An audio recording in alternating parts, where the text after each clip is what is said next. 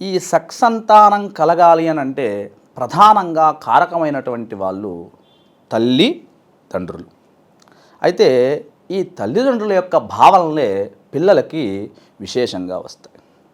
అందులో ముఖ్యంగా ఎప్పుడైతే భార్య గర్భవతి అవుతుందో ఆ భార్యకు అనుకూలమైనటువంటి పరిస్థితులన్నింటినీ కూడా ఈ భర్త సమకూర్చాలి. అంటే నాకు చక్కటి కుమారుడు పుట్టాలి, వాడు చక్కటి వేద విద్య నేర్చుకోవాలి, లేదా మంచి విద్యావంతుడవ్వాలి, లేదా మంచి వైద్యకారకుడు అవ్వాలి, ఇలాంటి లక్షణాలన్నీ కూడా నాకు కావాలి. లేదు చక్కటి ఆడపిల్ల పుట్టాలి, మహాలక్ష్మి మా ఇంట ఉండాలి, మంచి బుద్ధులు అన్నీ కూడా వారికి ఉండాలి అని కోరుకున్నటువంటి వాళ్ళు ముఖ్యంగా ఆ భార్యకు అనుకూలమైనటువంటి వాతావరణాలన్నీ ఏర్పరిచిన తర్వాత ఉదయం కానీ మధ్యాహ్నం కానీ రాత్రి కానీ ఎప్పుడూ కూడా ఆమె చుట్టూ ఒక మంచి వాతావరణాన్ని ఏర్పరిచి ఆమెకు ఎప్పుడు సిద్ధంగా ఉంచాలి.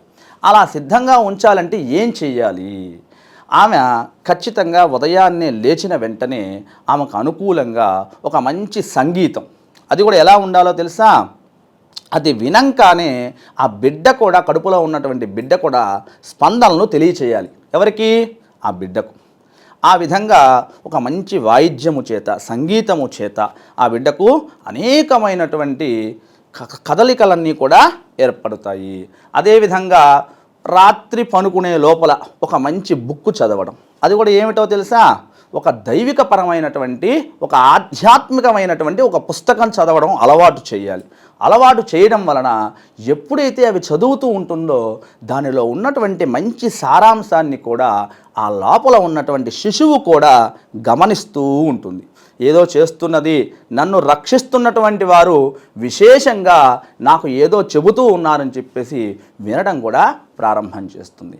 అలాగే గర్భవతులకి ఒక కొన్ని నెలలు కష్టకాలాలుగా కూడా చెప్పబడ్డాయి. వాటిల్లో ముఖ్యంగా 6వ నెల గర్భము, 8వ నెల గర్భము ఖచ్చితంగా కూడా కొన్ని కష్టకాలాలుగా కూడా చెప్పబడ్డాయి. అందుకనే ఎవరైనా సరే గర్భం ధరించిన రోజు నుండి రేపు శిశువుకు జన్మనిచ్చేంత వరకు గర్భరక్షాంబికా స్తోత్రము అనేటువంటిది అమ్మవారిది ఉన్నది. గర్భాన్ని రక్షిస్తూ ఉంటుందట ఎవరు? అమ్మవారు.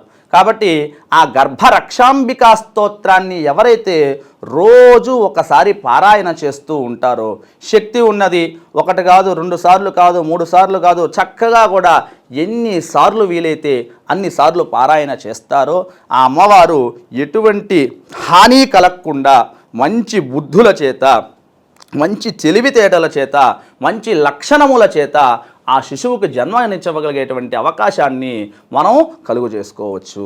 అదేవిధంగా ఎప్పుడూ కూడా కోపం తెచ్చుకోకూడదు. ఆ గర్భవతిగా ఉన్నప్పుడు ఆ భార్య కోపం తెచ్చుకోకూడదు, ఎవరిని నిందించరాదు, చాలా శాంతంగా ఉండాలి. విశేషమైనటువంటి సాత్వికమైనటువంటి ఆహారాన్ని తీసుకోవాలి. మనం తినేటువంటి ఆహారము చేత కూడా ఆ లక్షణాలన్నీ కూడా బిడ్డకు ఏర్పడతాయి. విశేషంగా మనం ఒక కోపోద్రిక్తంతో ఉన్నామనుకోండి, ఆ లక్షణాలన్నీ బిడ్డకు వస్తాయి. అర్థమైందా? ఎప్పుడు ఎవరో ఒక చెడు కోరుకుంటూ ఉన్నామనుకోండి, ఆ లక్షణాలన్నీ బిడ్డకు వచ్చేటువంటి అవకాశాలు ఉంటాయి. అందుకనే ఎప్పుడైతే గర్భం ధరించిన వెంటనే విశేషమైనటువంటి పుణ్యకార్యాలు చేస్తూ చక్కగా భర్త కూడా ఆ భార్యకు అనుకూలంగా ఉంటూ ఆమెకి ఏం చేస్తే బాగుంటుంది, ఆమె ఎక్కడ సంతోషంగా ఉంటుంది, ఆమెకి ఏది ఇస్తే చాలా సంతోషపరుస్తుంది అని చెప్పేసి చాలా విశేషంగా ఆమెకు కావలసినవన్నీ అందిస్తూ చక్కగా ఆధ్యాత్మికమైనటువంటి వాతావరణాన్ని చక్కగా ఆమెకు అందిస్తూ అన్ని విషయాలు కూడా చక్కగా మనం ఆ బిడ్డకు కూడా కడుపులో ఉన్నప్పుడే కానీ నేర్పించగలిగితే ఇది నేర్చుకుంటాడు. నిజం, శాస్త్రం కూడా. అందుకనే చూడండి, కొన్ని మాటలు చెప్పేటప్పుడు వెంటనే కాళ్ళతో అలా తంటాడు. ఎవరు? ఆ శిశువు కదులుతాడు. ఎందుకంటే ఏమిటి? మన మాటలు కూడా వాళ్ళు వింటూ ఉంటారు. అది కూడా కాకుండా గత జన్మ స్మృతుల చేత ఆ బిడ్డ ఇలా పట్టుకొని గత జన్మ యొక్క స్మృతులను కూడా లోపల నెమర వేసుకుంటూ ఉంటాడు.